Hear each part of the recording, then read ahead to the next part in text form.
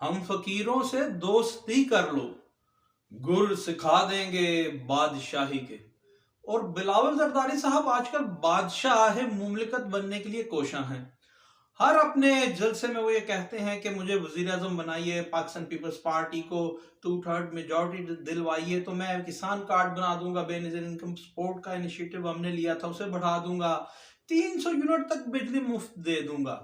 अब सवाल ये है कि ये तमाम जो हमारे लीडरान मिल्लत हैं, इनके कोई जनाब एडवाइजर, पॉलिटिकल एडवाइजर्स, कोई सियासी पंडित, जिस तरह इनकी वालदा मोहतरमा भी जनाब एक बाबा तनक्का पीर साहब के पास उनकी बारगाह में हाजिर हुई थी, वो नवाज शरीफ साहब भी गए थे। बड़े बड़े पॉलिटिकल लीडर जाते हैं और पीराने पीर से ये कहते हैं कि हमें बादशाह बना दीजिए।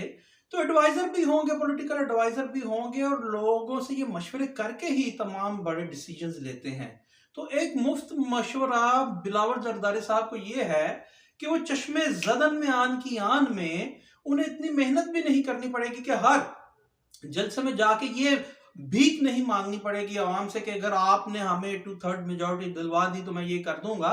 वो आन की आन में ही पाकिस्तान के वजीर आजम बन जाएंगे और हमारे मशवरे पे अगर वो अमल करें तो उन्हें सिर्फ एक जुमला तमाम सियासी इज्तिमात में जाकर के कहना पड़ेगा और वो जुमला ये होगा कि देखिए, मैं आपसे वादा कर रहा था कि अगर आप मुझे वजीर आजम बनाएंगे तो 300 यूनिट तक बिजली मुफ्त देंगे। 10 नुकाती एजेंडा है, वो 10 नुकात क्या है वो भी आप जानते हैं।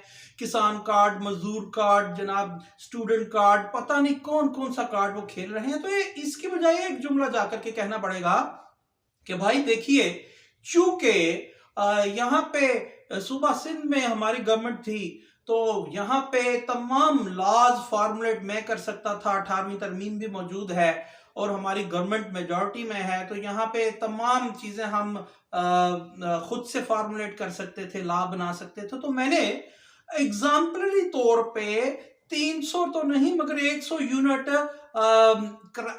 वो जनाब के इलेक्ट्रिक को कह दिया है कि वो 100 यूनिट कराची वालों को मुफ्त फराहम करे।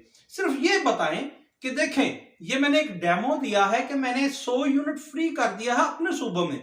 अगर आप मुझे विफाक में हुकूमत दिलवाएंगे तो 300 यूनिट भी मैं फ्री कर सकता हूं।